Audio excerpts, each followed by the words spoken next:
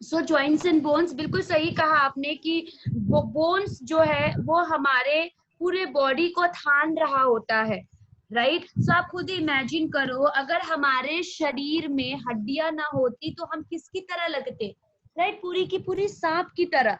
हमें रेंगते हुए काम करना पड़ता, अगर पानी प्यास भी लगती तो रेंगते हुए जाना पड़ता, वॉशरूम कैसे करते, राइट। आप खुद इमेजिन करो, यही सारे प्रॉब्लम्स जो है फ्यूचर में भी तो हो सकती है हमें, अगर हमने अभी से केयर नहीं किया तो।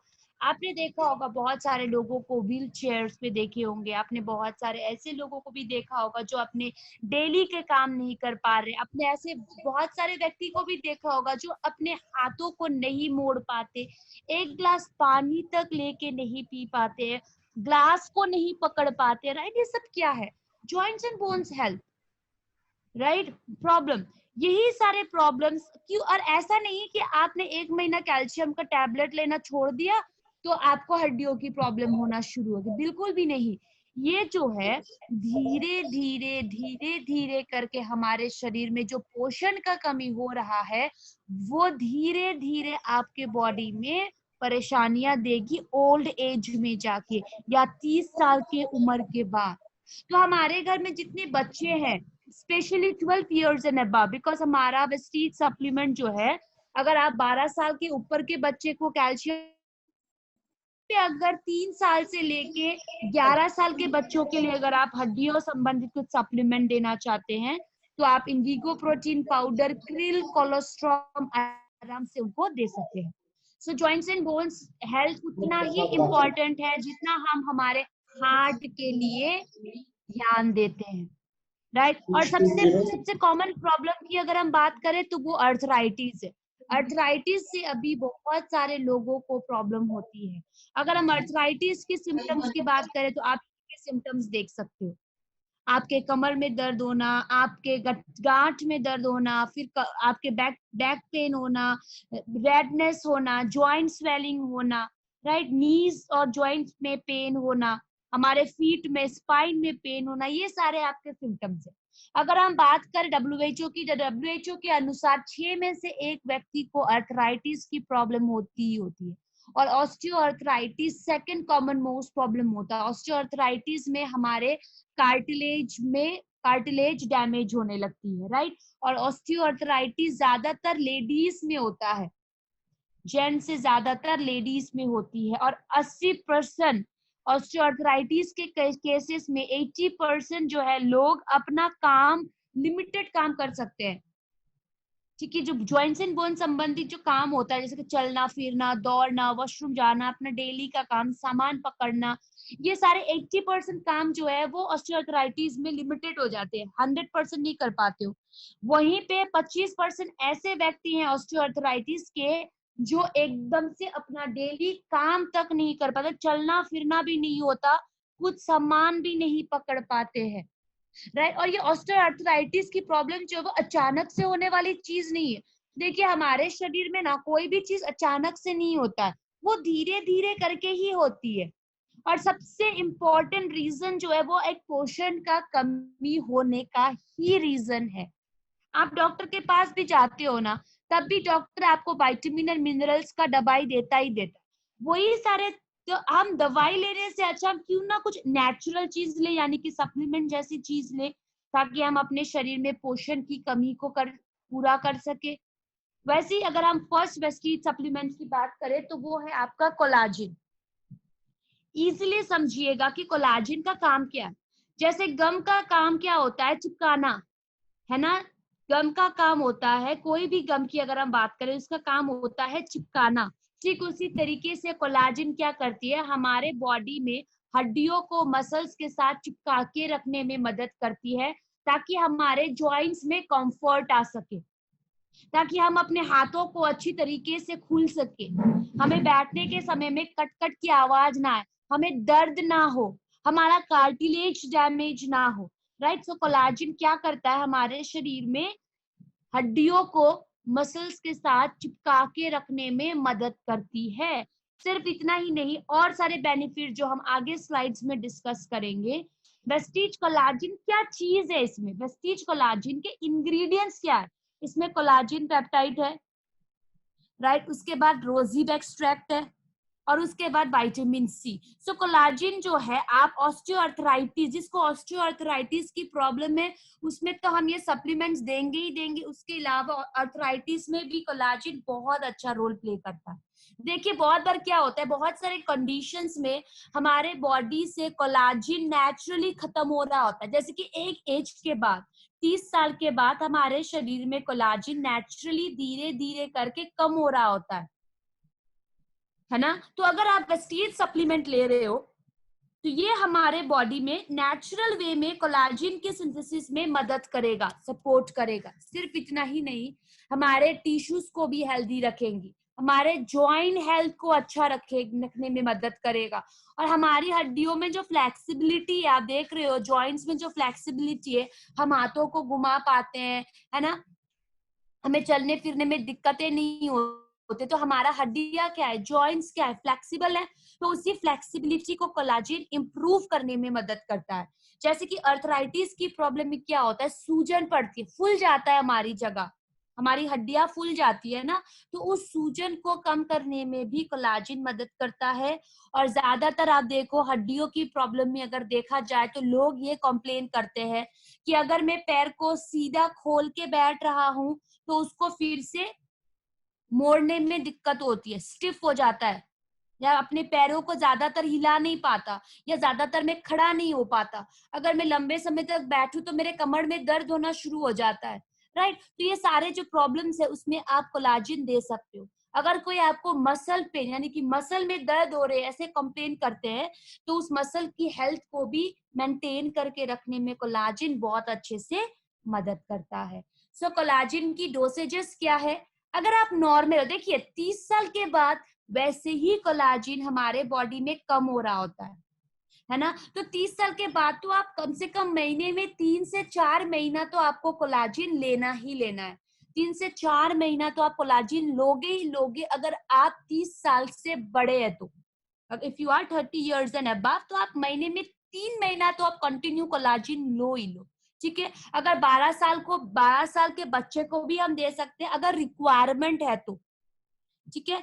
तो अगर आप 12 साल के बच्चे को एवरीडे भी देना चाहते तो आप दे सकते हैं, सिर्फ एक सैशे आप देना, 2 देने की जरूरत नहीं है।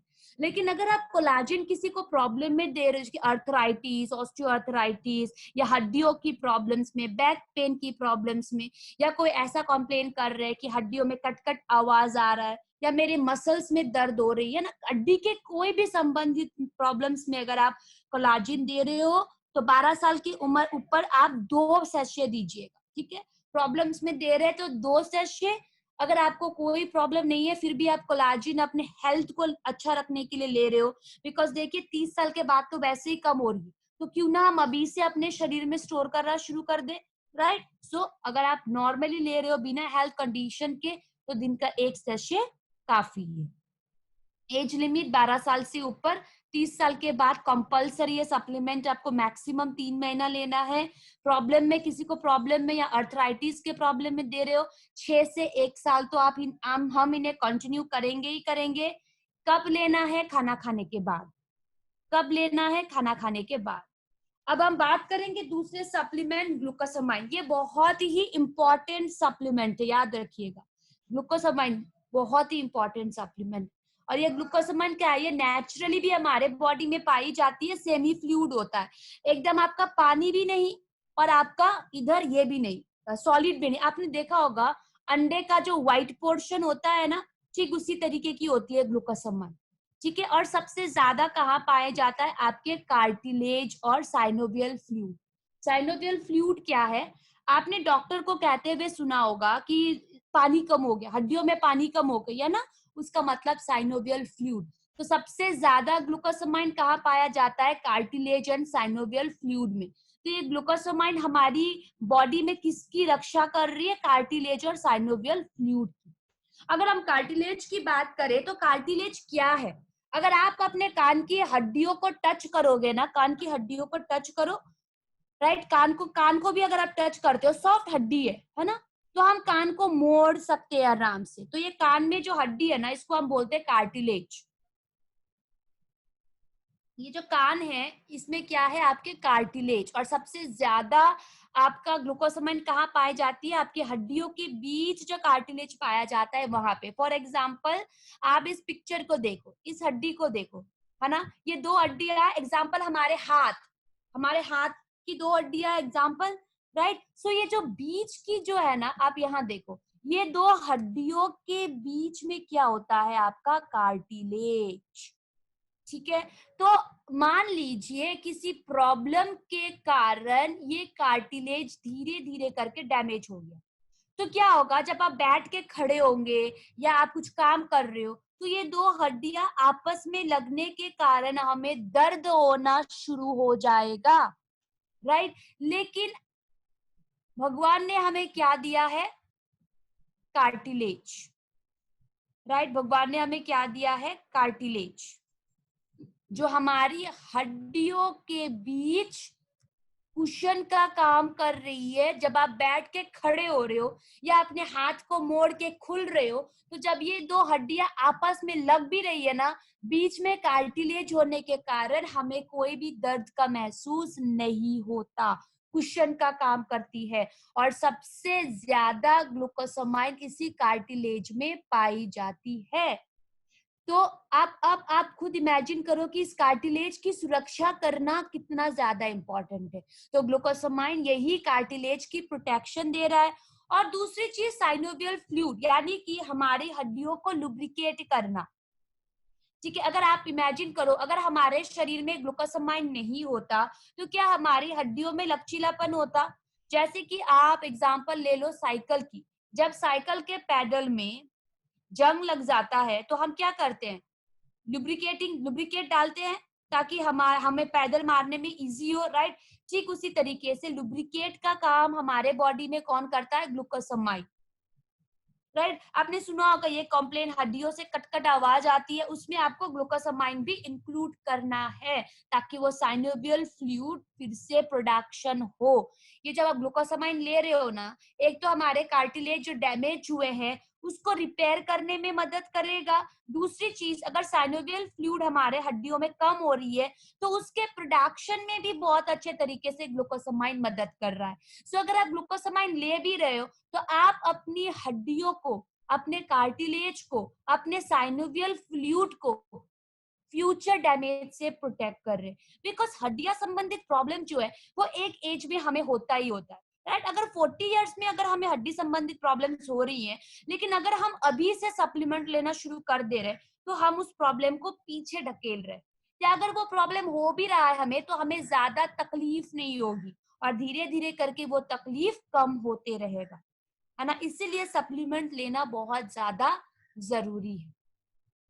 और वेस्टीज ग्लूकोसामाइन दो चीजों से बना है, ग्लूकोसामाइन एंड कॉन्ड्रोटिन।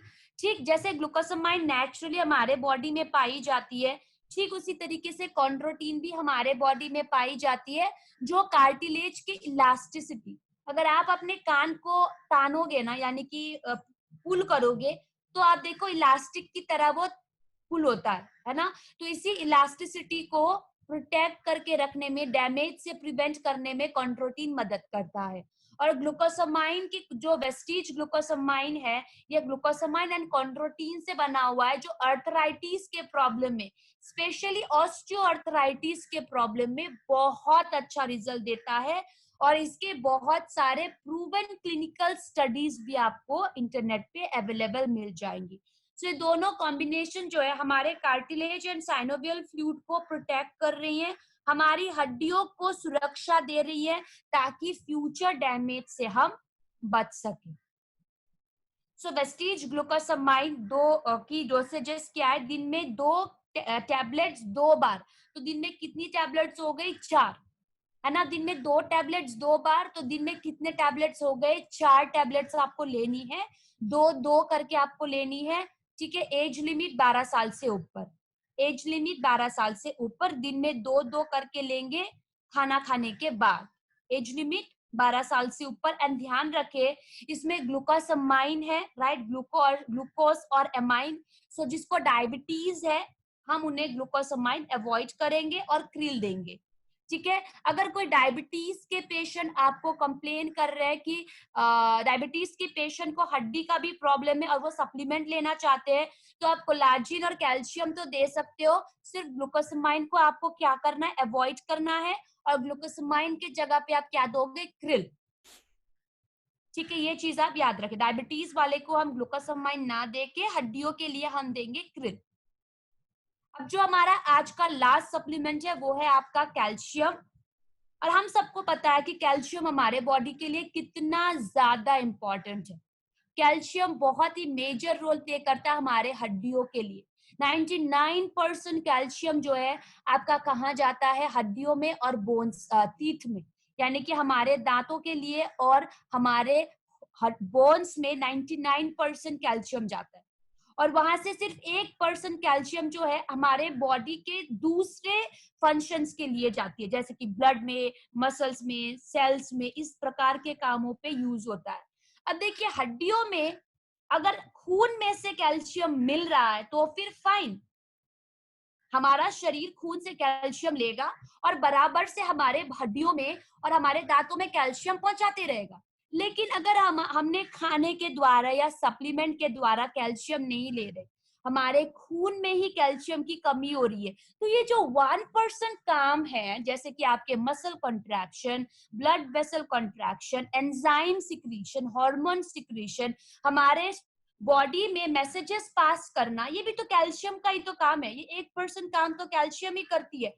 तो ये 1% काम करने के लिए भी आपको कैल्शियम चाहिए। अगर आपको खून से कैल्शियम नहीं मिल रहा है तो हमारी बोन्स क्या करेगी, हमारा बॉडी क्या करेगा, हड्डियों से कैल्शियम को चूसना शुरू कर देगी, राइट। अगर देखिए, हड्डियों को तो जैसे तैसे कैल्शियम मिल रही है, लेकिन हमारा शरीर 1% काम ना करने के कारण, कैल्शियम की कमी के कारण, ये 1% काम हमारा बॉडी में नहीं हो रहा है, तो हमारा बॉडी क्या करेगा, हड्डियों से कैल्शियम को चूसने लगेगा। तो ऑटोमेटिकली हमारी हड्डियों से भी कैल्शियम कम हो रही है, राइट। एक तो हम कैल्शियम रिच खाना नहीं खा रहे, दूसरा हम सप्लीमेंट नहीं ले रहे, तीसरा वो 1% काम करने के लिए हड्डियों से कैल्शियम को चूस रहा है हमारा शरीर, तो ऑटोमेटिकली हमारी बोन्स भी कमजोर होना शुरू हो जाएगी, राइट। तो इसीलिए सप्लीमेंट की, कैल्शियम की सप्लीमेंटेशन बहुत इंपॉर्टेंट है। एंड सबसे अगर हैरानी वाली बात हम कहें तो 30 साल के बाद कैल्शियम वैसे ही शरीर में कम होना शुरू हो जाएगा, राइट। तो आप देखो 30 साल के बाद तो स्पेशली लेडीज के लिए कैल्शियम एंड आयरन को तो बेस्ट फ्रेंड कहा जाता है, सहेली कहा जाता है। कैल्शियम एंड आयरन को लेडीज का बेस्ट फ्रेंड कहा जाता है, बिकॉज हम लेडीज के शरीर में से बहुत ह्यूज अमाउंट में आयरन और कैल्शियम लॉस होती है। अगर आयरन की बात करें तो हर महीना पीरियड्स, राइट, उसके बाद बच्चे का जन्म के समय पे भी, चाहे वो सिजेरियन हो चाहे वो नॉर्मल बर्थ हो, हमारे बॉडी में से खून का कमी होता ही होता है। अगर हम बात करें कैल्शियम की कमी, तो जब हम बच्चे को दूध पिला रहे होते हैं तो उस समय भी चला जाता है। और कैल्शियम एक महिला को बहुत ही इंपॉर्टेंट होता है, बिकॉज जितने भी नॉर्मल बर्थ होते हैं ना, उसमें हड्डियां बहुत ही मजबूत होना पड़ता है, राइट। हमारी हड्डी बहुत ज्यादा मजबूत होनी पर, जिस लेडीज ने नॉर्मल बर्थ दिया है, नॉर्मल डिलीवरी की है, आप लोगों को पता होगा कि उस समय हमें हमारी हड्डियां कितनी ज्यादा मजबूत होनी चाहिए।